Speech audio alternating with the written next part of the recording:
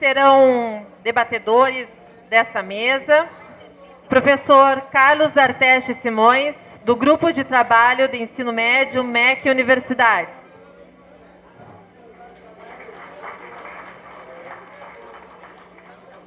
Professora doutora Mônica Ribeiro, do Grupo de Trabalho Ensino Médio, MEC Universidade.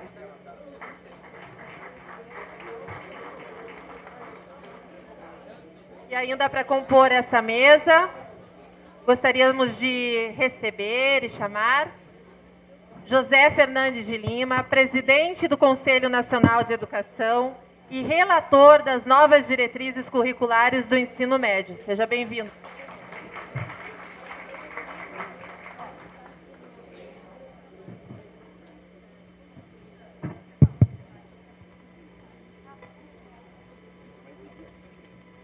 Gente, boa tarde a todas e todos.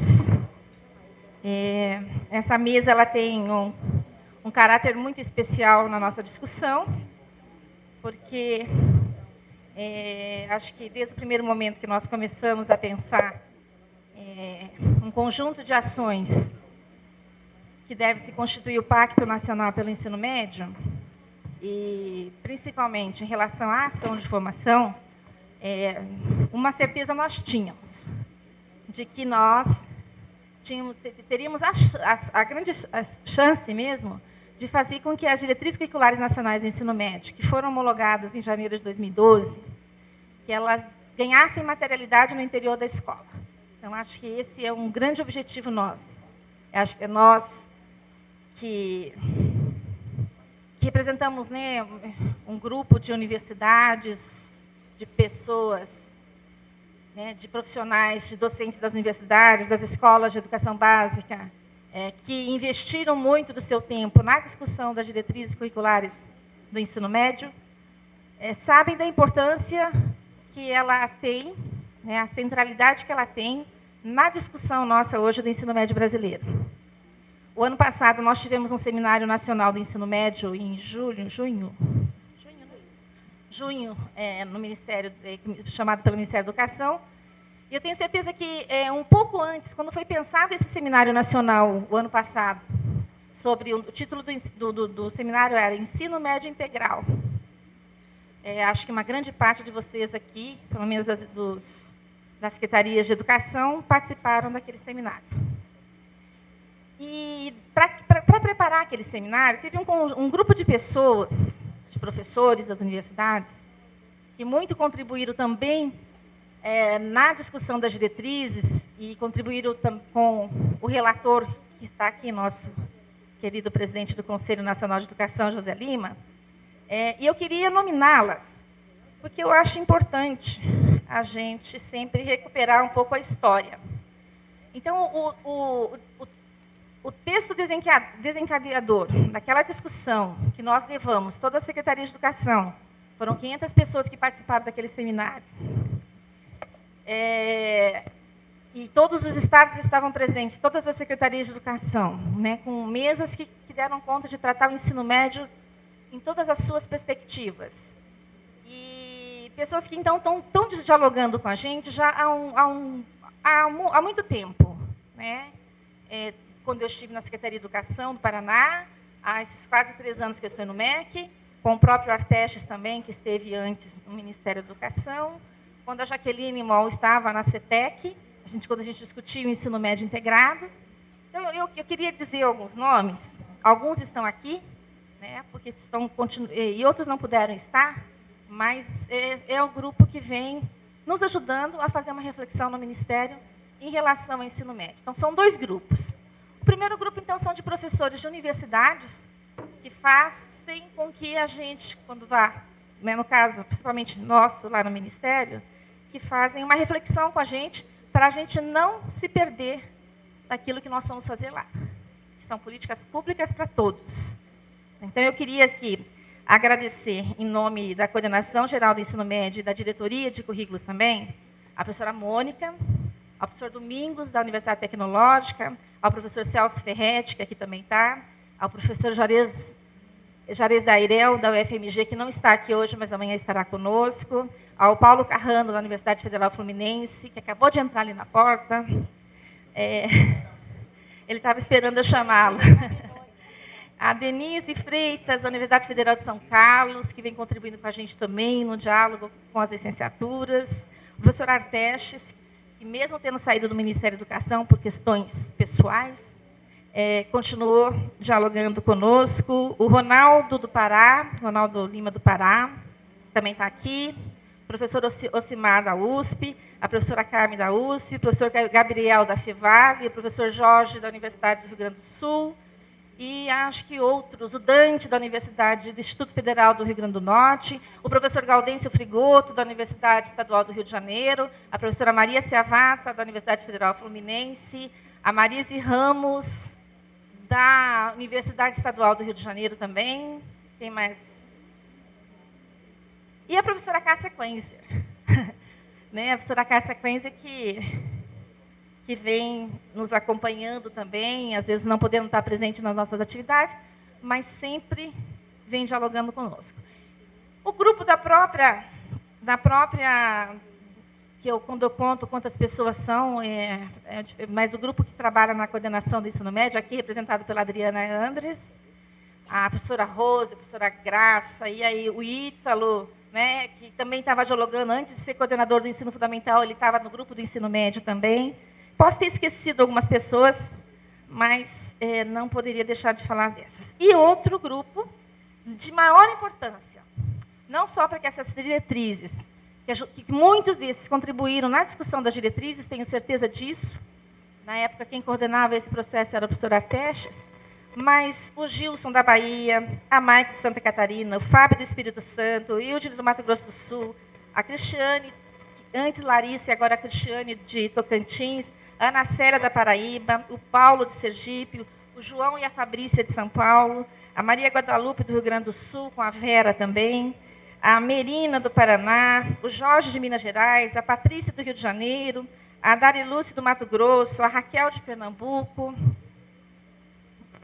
o Edson do Amazonas, a Quelina do Pará, e antes o Cláudio Trindade, discutia também conosco, a Négile do Maranhão, a Marcoelis do Piauí, a Dina do Amapá, a Christian agora do DF, a Aliette do Rio Grande do Norte, a Alagoas, a Fernanda, no Ceará o Rogers, em Goiás o Fernando, no Acre o Josenir, e eu acho que eu esqueci um estado, mas se eu esqueci, depois vocês me desculpem. Esses nomes que eu falei agora, que são de estados diferentes, eles compõem o Fórum Nacional dos Coordenadores Estaduais do Ensino Médio.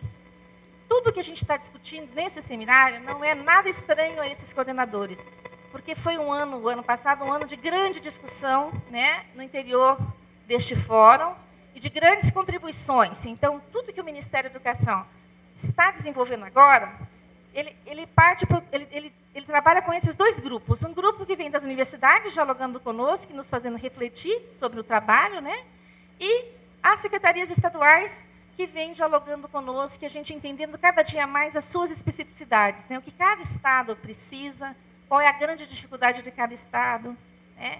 E acho que essa contribuição ela tem sido muito importante. Esse grupo de pessoas que se reúne, né, periodicamente, faz com que a gente consiga pensar ações, né, elaborar políticas que possam realmente chegar no chão de cada escola. Então, eu queria dizer isso antes da gente começar esse debate das diretrizes, porque essas diretrizes, elas têm o desejo, o sonho, né, professor Lima, a gente sempre diz isso, de muita gente que trabalhou e que o senhor foi aquele responsável por consolidar todas as nossas preocupações e tão bem fez, né, porque hoje estamos aí e defendemos as diretrizes e queremos que elas cheguem realmente no interior da escola. Então, a discussão das diretrizes, nesse momento, elas desencadeiam, né, aquilo que a professora Ivelise apresentou hoje de manhã, a professora Jaqueline, no sentido de que são as diretrizes curriculares nacionais do ensino médio que vão dar a direção para o processo de formação do qual nós estamos aqui para discutirmos hoje e amanhã. Então, eu vou passar, então, imediatamente a palavra. Então, Ah, tá certo, né? Então, essa escolha também do Artestes, da Mônica e do Lima, também tem uma razão muito clara. O Artestes, porque participou de todo o processo enquanto estava no MEC e coordenou quase até o final da discussão no Conselho Nacional de Educação. O professor Lima, obviamente, porque é o relator, e foi ele que definiu, que deu a orientação final para as diretrizes, e a professora Mônica, porque ela vai tratar de questões de uma reflexão a partir das diretrizes curriculares nacionais. Então, esse trio que está aqui vai ter uma contribuição muito importante para a gente no trabalho dos 2 dias e no trabalho que nós vamos realizar de formação. Então, eu passo imediatamente para o Artestes. Gente, boa tarde. Eu vou imitar a Evelise aqui, vou descer. Eu tenho pouco tempo, mas eu queria saudar aqui ao MEC, né? Eu acho que essa iniciativa considero extremamente importante aqui na presença aqui da Sandra e de todos que representam aqui o Ministério. Eu acho que o seminário deveria ter uma diretriz, viu, Sandra? Depois do almoço, 2 horas de sono no quarto. Seria a melhor diretriz curricular do seminário que nós poderíamos ter. Eu gostaria. Você sabe que em muitos países do mundo, eles param pelo menos 3 horas, mas trabalham até as 9 da noite. Eu acho que o Brasil podia tentar adotar isso, não é ruim. Então não é fácil falar depois do almoço, não é fácil principalmente ouvir. Falar a gente consegue ficar. Em primeiro lugar, dizer assim, da satisfação de estar aqui, eu acho que a gente tem pouco tempo, eu queria tentar ser o mais rápido possível. Me pediram para trazer assim, questões do tempo da formulação das diretrizes e contribuir com esse debate super importante. Eu acho que esse seminário, gente, apesar de a gente ter milhares de seminários no Brasil, o Brasil gosta de fazer grandes encontros, isso aqui com certeza tem uma singularidade, uma particularidade que eu ainda não vi. Eu nunca vi um encontro de tanta gente da universidade e da Secretaria de Educação num equilíbrio que está aqui. Eu nunca tinha visto. Então, a gente já participou de tanta coisa, mas aqui tem uma coisa diferente. Porque quem é da SEDUC sabe o quanto a gente reclama das academias, de estarem distantes da SEDUC. Ao mesmo tempo, há uma reclamação da academia por questões da operacionalização, da forma acelerada, às vezes, a falta de alguns conceitos que a academia defende. Então, é uma oportunidade ímpar e única, talvez, para a gente aproveitar isso, para a gente, em nome daquilo que é a causa de todos, a gente está formando redes de articulação que são centrais na política brasileira. Outra coisa, eu acho que a Sandra fala, nós, no Brasil, nós fazemos muitas leis educacionais. Talvez seja o país que tenha mais leis educacionais do mundo. E muda com uma rapidez extraordinária, nós sabemos disso. Mas, muitas dessas leis ficam até sem ser conhecidas. Algumas até merecem não ser conhecidas. Mas, no geral, essas leis, elas precisam ser conhecidas e apropriadas. E assim são as diretrizes curriculares nacionais. Então, há uma oportunidade única aqui, nesse programa imenso de uma formação continuada, a gente também trabalhar na direção de que essas diretrizes vão chegar realmente nas escolas e possam ser apropriadas, criticadas, mas fundamentalmente conhecidas e articuladas dentro do projeto pedagógico das escolas. Eu acho que essa é uma oportunidade ímpar, vocês aqui sabem disso, que representam redes e universidades, que é uma oportunidade interessante num programa que tem um vulto desse, com todas as dificuldades operacionais que assim o tem. E por fim, assim, nessa início, eu diria para vocês o seguinte, eu entendo que o nosso maior desafio esteja não na questão conceitual e nem operacional. Honestamente, ela está no campo da vontade nossa. Porque a gente já fez tanta coisa, a gente está tão desgastado às vezes, que buscar uma força no fundo de nós, para a gente ainda enfrentar uma situação que muitas vezes não é tão clara para todos, é a grande questão. Nós precisamos apostar que é possível a universidade dialogar com as secretarias e a intermediação do MEC que formam essa composição. Acho que isso, com todas as diferenças, com respeito, a Evelise foi muito feliz quando ela diz que a gente tem que partir do que as pessoas são, do que sabem, do que fizeram e do que fazem. A gente não tem que inventar nada tão extraordinário. Temos que ser capazes, na nossa vontade, de estar próximos em busca de uma causa e nos organizar. Então, assim, me pediram, então eu vou tentar, assim, rapidamente, há pouquíssimo tempo, né? Eu vou tentar passar rapidamente aquilo que eu gostaria de contribuir com vocês. Eu pensei assim, né? E aí eu quero dizer a vocês que eu tinha uma dúvida danada sobre essa palavra currículo. Eu acabei, talvez isso foi até castigo um pouco. Fui ser diretor de currículos, e o nome era bonito, né? Concepções e orientações curriculares da educação básica. Pouca gente até...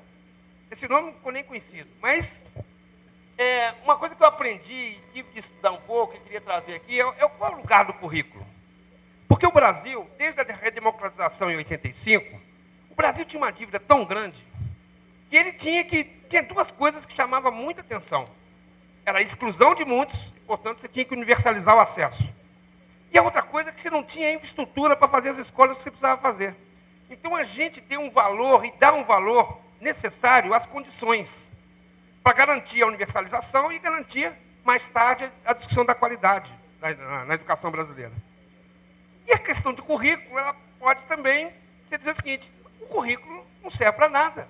Nós precisamos resolver as condições. É um discurso, eu diria, correto pela realidade brasileira. Mas ela não é suficiente para resolver a nossa questão. Então, eu vou tentar mostrar que o currículo tem um lugar. Né? Depois, isso é uma reflexão bacana, gente. Para que serve, afinal de contas, diretrizes curriculares? Será que serve para alguma coisa? Será que a gente acha realmente, no fundo, que diretrizes curriculares nacionais servem para alguma coisa? Eu acho que a gente tem que, pelo menos, fazer essa pergunta. Não sei se vai ter resposta. E aí tem, a partir dessa, uma outra. Por que vai atualizar? Muita gente nem conheceu o anterior, mas conhece, viu, gente? Aí eu quero dar um testemunho aqui que as pessoas pensam que não, porque na redemocratização a gente supervalorizou a luta pelo marco legal. Disputar o marco legal só foi possível na redemocratização a partir de 85. E a gente foi para a disputa. Só que a gente, às vezes, supervalorizou também o marco legal. O marco legal sozinho não dá conta de nada. Agora, ele é fundamental na disputa. Né? Então, assim, eu queria falar por que foi atualizada as diretrizes curriculares do ensino médio, dar um panorama e deixar o problema lá para o Lima e para a Mônica descascar. Aí, me pediram, eu vou fazer a elaboração das diretrizes curriculares, a aprovação delas e a apropriação. Não existe diretrizes apenas como papel. Apesar dessa elaboração, existe, a própria elaboração já é importante. Eu não quero dizer para vocês que quando você produz alguma coisa, você articula sujeitos e às vezes tem um benefício extraordinário não percebido. Então, a elaboração é uma coisa importante. Essa aprovação, eu não vou falar tanto, porque eu acho que o Lima pode... Nós não combinamos nada, né?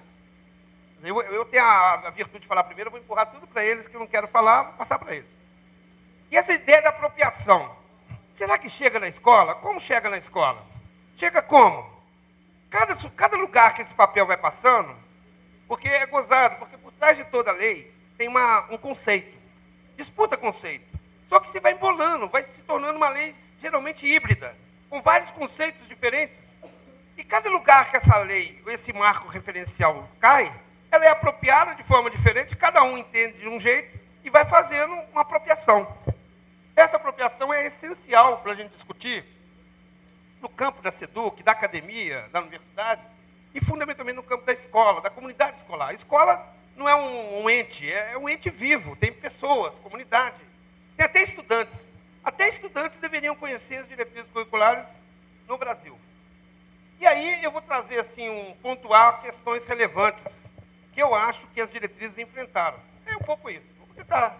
Já acabou meu tempo. Eu queria só, assim, eu trouxe algumas referências, eu vou pular, gente. Eu queria só comentar uma coisa. Na época da LDB, hoje, nós estamos com medo, por exemplo, aqui não tem nenhum deputado, né? Não tem ninguém da Câmara aqui, né, Sandrinha? Senador e deputado não tem. Nós estamos com medo do Congresso Nacional, quero deixar esse registro. Porque eles estão reunindo para fazer as formulações do ensino médio brasileiro como se pudesse salvar a nossa vida, e a vida dos nossos meninos. E hoje eles discutem, inclusive, os valores fundamentais que a LDB garantiu no ensino médio como educação básica.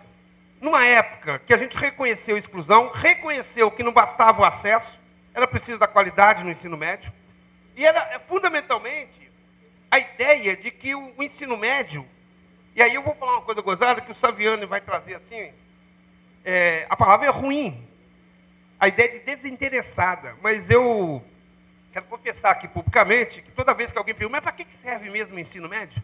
Uma pergunta que dói, deve doer em cada um, né? O aluno gosta de fazer isso porque nós que ensinamos para ele perguntar. Para que serve? Essa visão utilitarista que serve o ensino médio esqueceu de que o ensino médio é educação básica. ele serve para formar pessoas, uma fase de vida. Ele não necessariamente precisa ir para algum lugar tão assim. Ele tem uma explicação em si mesmo. Isso era o conceito da LDB. Que tem muita gente querendo tirar isso, hein, gente? Sabe? Eu acho que é um fato. O Congresso tem gente lá que acha que o ensino médio não é uma educação básica, que é um direito de todos. Então, eu acho que isso aí é uma coisa interessante. A gente entender que esse caráter formativo que está na lei é aquilo que define o ensino médio. Ele não precisa ser definido para o futuro dele, para quem sai dele. Ele tem que ser definido em si mesmo. E a gente, então, cai nessa esparrela do propedêutico e da formação profissional, sem perceber de que, se a gente entendesse que o ensino médio é a educação básica, a gente não faria essa pergunta. Aqui, eu ia até tirar isso aqui. Aí eu tinha uma birra com o currículo. E aí eu vou dizer para você por quê. Com o currículo sempre me apareceu ideia de confinamento. Currículo, aí a gente vai na origem, desculpe, tá, gente? Ele lembra um pouco o curral. O currículo me lembra um pouco o curral. Me lembrava da infância. Eu sou infância do interior. E o currículo, quando eu peguei aquilo, currículo... E aí uma coisa curiosa é que o pessoal da educação infantil reagiu tremendamente quando nós fizemos as diretrizes curriculares da educação infantil, da palavra currículo. E aquilo me retomou muito fortemente. Por que eles reagem tanto a essa palavra currículo? Eles detestam a palavra currículo, eles acham que currículo é uma coisa que não cabe à educação infantil. E nas diretrizes da educação infantil, nós introduzimos isso. Aí eu fui na origem. Essa palavra, que na verdade tem um S ali na frente, mas no Brasil o latim, é fantástico o latim. O latim, essa palavra currere, ela gerou várias palavras, 2 delas pelo menos, são origem dessa palavra. O currículo e o curral. Olha que bacana. Elas vêm da mesma origem. É duro, mas o currículo, ele pode ser visto sim. O curral, eu inventei aquilo ali, tá? Vocês não vão encontrar em dicionário. Essa ideia de curral como corrida de animais para um lugar cercado, por que ela veio dessa palavra? Porque a ideia é de que você cercava os animais e ia para um cercado, era corrida também. E o currículo vem dessa área de correr, percurso. Mas de qualquer jeito você pode ter uma visão positiva do currículo e uma mais restrita. Esse embate ainda existe. E aí, assim, essa disputa de significado do currículo foi uma grande preocupação, porque nós estamos disputando o significado de currículo. E esse significado, uma coisa não exclui a outra, mas uma que me chamava muita atenção é que nós temos uma tendência de querer prescrever, uma autoridade qualquer vai prescrever o que é bom para as pessoas fazerem num determinado lugar educativo. E uma visão mais, que eu diria mais ampla, mas que dialoga com essa, é uma visão mais da experiência real se dá no ato educativo. Então, isso aí não vou pular para você. Eu tenho aqui, se vocês quiserem depois pega, eu comecei então a fazer um levantamento da definição de currículo de vários educadores. Eu não vou trabalhar aqui, mas eu queria só pegar, vou pegar carona contigo, tá, mano?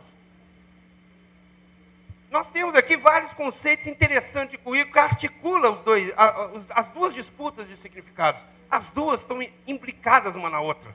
Elas não são excludentes. A gente precisa perceber isso. E aí, eu não vou pular porque não tem tempo. As diretrizes curriculares do ensino médio, de 2012, cujo relator, o Lima, está aqui, com um grande trabalho, no meu ponto de vista, ela vai assumir um conceito, vai articular esses conceitos. Eu acho que vale a pena a gente trabalhar em cima daquilo que as diretrizes estão propondo como conceito de currículo. Né? E, evidentemente, que o currículo ele é entendido historicamente. Aí eu não é piada não, mas numa reunião no Colégio Pedro II, que foi citado aqui, 2 professores de geografia fizeram uma reclamação oficial. Que a gente só fala que os conhecimentos são historicamente acumulados. Eles diriam que é historicamente e geograficamente acumulado. O pessoal de geografia acha que a geografia devia estar aqui também, gozado isso, né? E é verdade, o currículo não é só histórico, ele é geográfico. Vou parar um pouquinho para isso, que eu acho que é interessante. Mas na essência da questão, o Antônio Flávio, que ajudou as diretrizes curriculares nacionais, quero deixar esse registro aqui, ele era um dos pensadores que estava próximo do MEC na época da formulação, ele falou uma coisa para mim que é central. É claro que o currículo não resolve nossos problemas. Sabe? Não resolve nossos problemas. Do mesmo jeito que o coração da gente não resolve todos os nossos problemas. Mas que ele é o coração, é. Não adianta você ganhar todas as condições que eu quiser da escola. Se eu não tiver o currículo, para mim o currículo é o objeto da educação. Ele é aquilo que não adianta você querer ir para um lugar, garantir todas as condições, se você não souber para onde você vai e o que você faz. Então, o currículo, apesar de não garantir, a nossa luta política é com financiamento, condições, tal, é verdade. Mas, na verdade, se a gente, na educação, não pensar no currículo, me parece que nós estamos desprezando, talvez, a coisa mais importante do ato educativo, no meu ponto de vista. Pode ser que eu já saí, não sou mais diretor de currículos. Né? Nesse sentido, onde fica o currículo? Aí a minha visão geral, vou acelerar, é que, claro, que no país onde excluiu milhares de pessoas da educação básica, num país que não consegue decidir corretamente o investimento que ele tem que fazer em educação. Então, uma briga financeira. O econômico passa a ser a nossa referência. A falta de escola, o dinheiro, as condições dos professores. Então, você tem uma dimensão econômica e política que passa, para nós, fundamental. Num país dessa dimensão, essa dimensão passa a ser essencial. Mas, na verdade, a educação, na sua questão central, está na questão pedagógica. O Veiga Neto ele vai complicar a nossa cabeça quando ele diz que avaliação e metodologia de ensino também é currículo. É preciso parar para pensar isso, porque a gente, racionalmente, a gente separa, né? Currículo, método, avaliação. O cara já vai confundir, porque será que na nossa avaliação que nós fazemos, a gente não é também um currículo? O currículo num pensamento de conceito que a gente possa dar. Então, a gente tem várias questões. Aqui, eu acho que foi citado, eu queria só dialogar diretrizes com essas dimensões. A política pública da educação, ela ganhou uma relevância no Brasil, e eu diria que ela está em 3 pilares fundamentais, que não são excludentes, mas elas são diferentes, e demandam políticas diferenciadas. Todo mundo sabe que o Brasil não universalizou essa educação, como a maioria dos países do mundo. A gente acha que universalizou o ensino fundamental, que é mentira, né, Ítalo? Nós temos 600 mil crianças lá de 7 a 14 anos fora da escola, então 600 mil é um país, tá certo?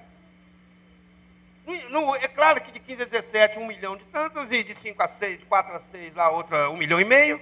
Então, evidentemente, que essa luta continua, da universalização, do dinheiro para fazer isso, de tudo que passa. Agora, a discussão da qualidade da educação, ela ganha outro relevo, que vai dialogar, inclusive, com a avaliação. Por mais que a gente critique a supervalorização da avaliação, a avaliação deveria estar associada a essa dimensão da qualidade.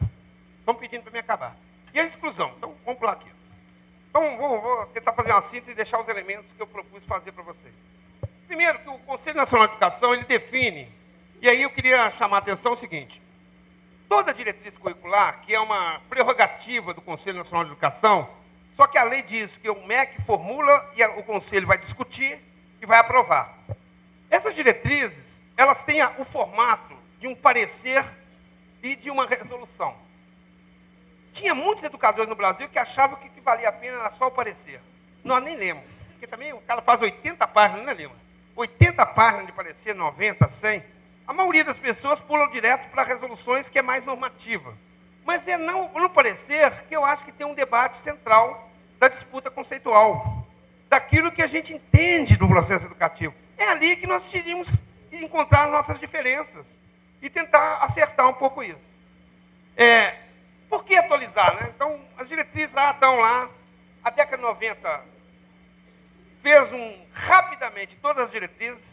Começou no ensino médio, curiosamente, e foi até a educação infantil, foi inverso.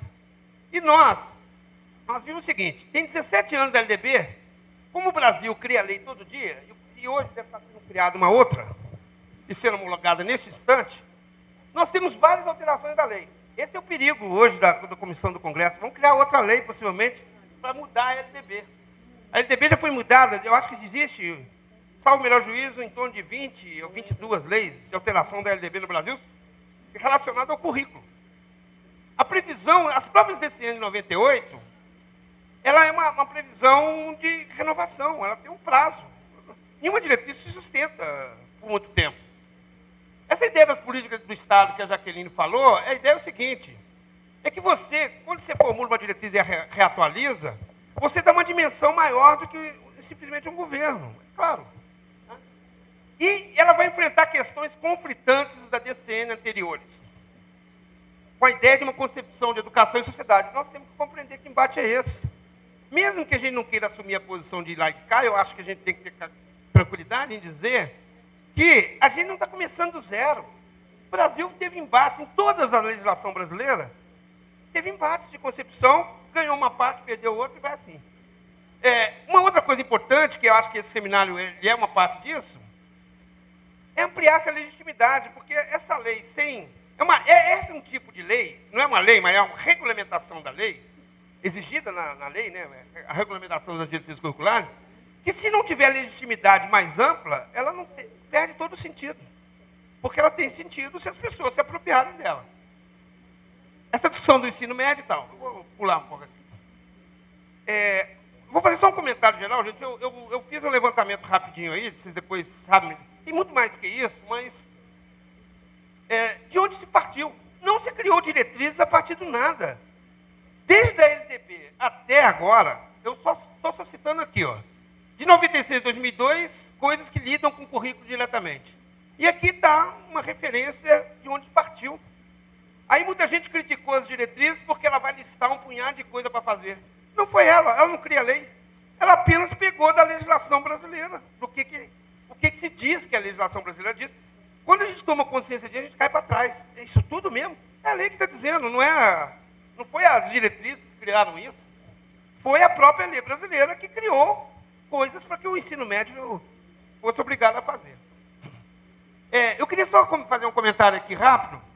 Já estou acabando, mas assim, eu vou chegar na... Eu vim aqui para falar outra coisa, né? Mas o que a gente vai fazer? Não dá para entender as diretrizes curriculares se não entender o contexto de uma agenda que está dialogando com ela e com milhares de problemas e contradições. Então, eu vou citar aqui, ó, essa discussão da obrigatoriedade, que tem muita gente escrevendo sobre isso, porque ela é mal entendida, na minha visão, mal entendida. Essa ideia do novo Enem, como é que você vai discutir ensino médio sem discutir o Enem? Por mais que a gente possa ser crítico, a verdade é que o Enem, 6 milhões de pessoas fizeram. E 7 milhões de inscritos, 5 milhões e poucos fizeram.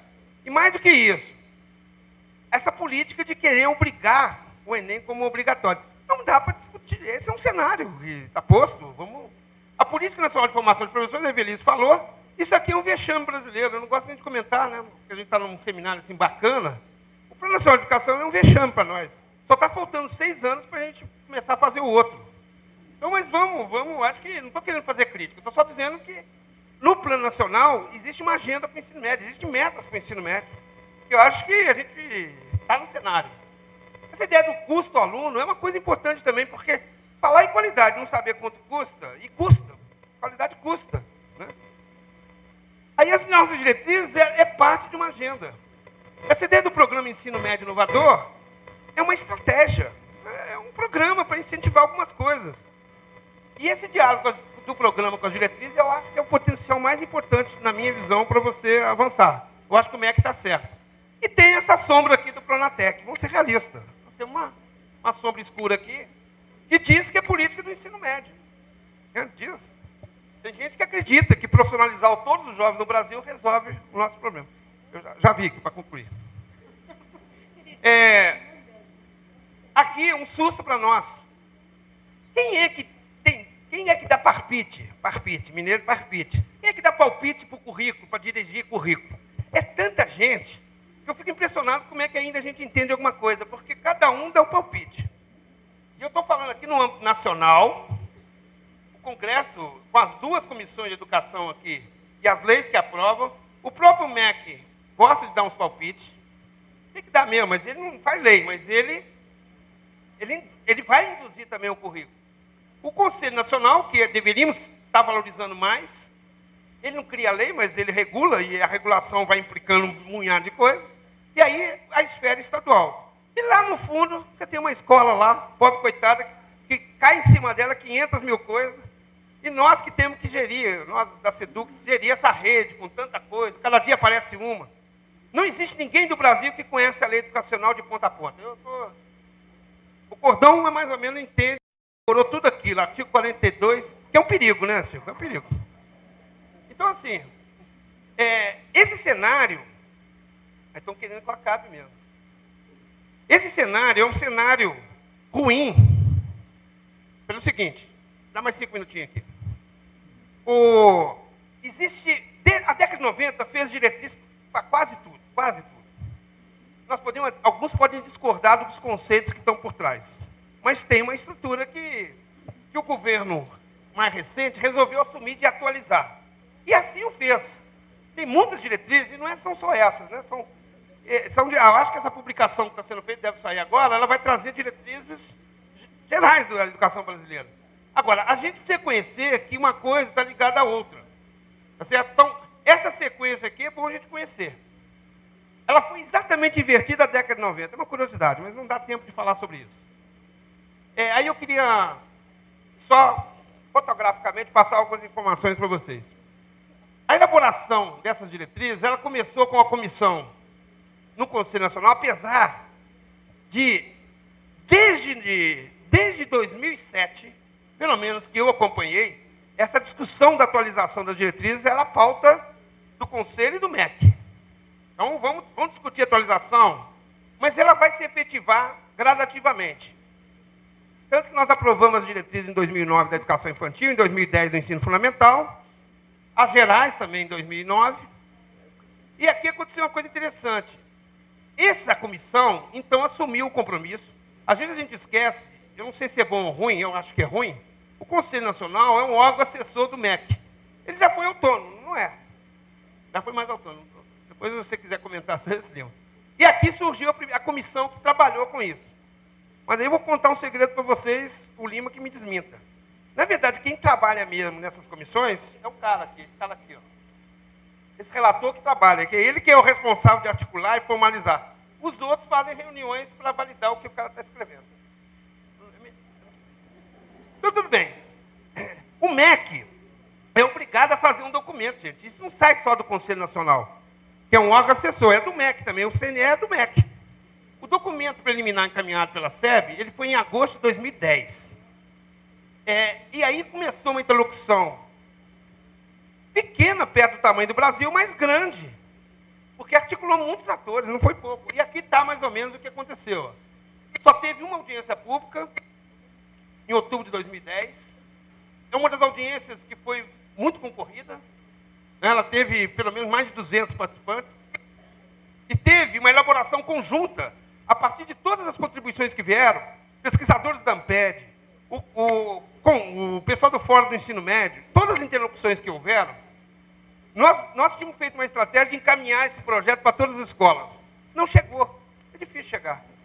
Isso seria uma loucura para o relator. De qualquer jeito, ela foi aprovada em 2011 e ela foi homologada no último ato do Fernando Haddad em fevereiro de 2012. Não é janeiro, não, é fevereiro. Então foi o último ato. O Haddad estava saindo da sala e lembraram para ele. Estão gravando não, né? Lembraram para ele que tinha que assinar lá um tal do ensino médio. Ele canetou. Eu achei legal, porque foi o último ato formal da homologação das diretrizes curriculares. E hoje nós estamos tentando essa divulgação e essa apropriação das diretrizes. Foi uma interlocução pequena e grande, dependendo do referencial que a gente faça. Tá? Mas teve muita gente, contribuições importantes. Para as referências da SEB, é preciso registrar alguma coisa que pouca gente conhece. A SEB, desde 2006, 2007, ela criou um programa Currículo em Movimento e tinha uns 8 educadores que participavam na discussão do currículo. Quando eu cheguei lá... Atestes, concluindo, por favor. Concluindo. Então, eu não vou contar essa história, vai ficar para a próxima. Mas uma coisa importante que eu queria chamar a atenção é que um documento de referência da SEB é um grupo que a CETEC estava fazendo, com um grupo de várias pessoas que, inclusive, estão aqui. Esse documento, ele foi referência da SEB para a formulação do documento que foi encaminhado em 2010.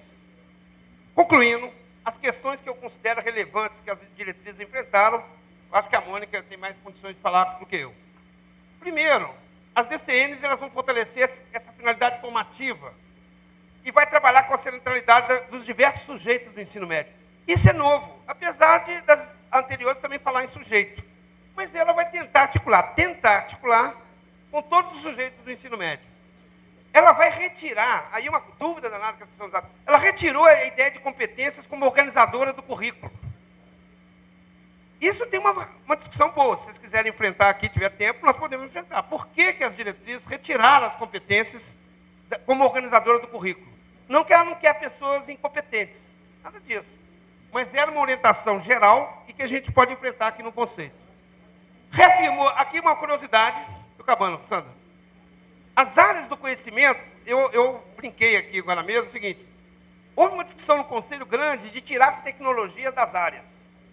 Não existe mais as tecnologias, áreas da ciência da natureza e suas tecnologias. A tecnologia é uma articuladora de todo o currículo do ensino médio. Só que o Enem também continua trabalhando com áreas do conhecimento e suas tecnologias. Mas isso já caiu, do ponto de vista das áreas do conhecimento. Ela não se articula de forma utilitarista com a tecnologia direta na área. A tecnologia articulou todo um campo, uma dimensão de todo o ensino médio, e não está associada só às áreas, daquela forma que foi posta em 98. Finalizando, a ideia dos projetos integradores, se é integrador, gente, ele não pode ser complementar àquilo que acontece na escola. Ele integra a escola ou não é projeto integrador. As diretrizes vão tentar trabalhar com isso, superando, na verdade, essa ideia de só o campo disciplinar, que continua achando fundamental, mas que pode ser avançado com a ideia da integração, da superação da fragmentação.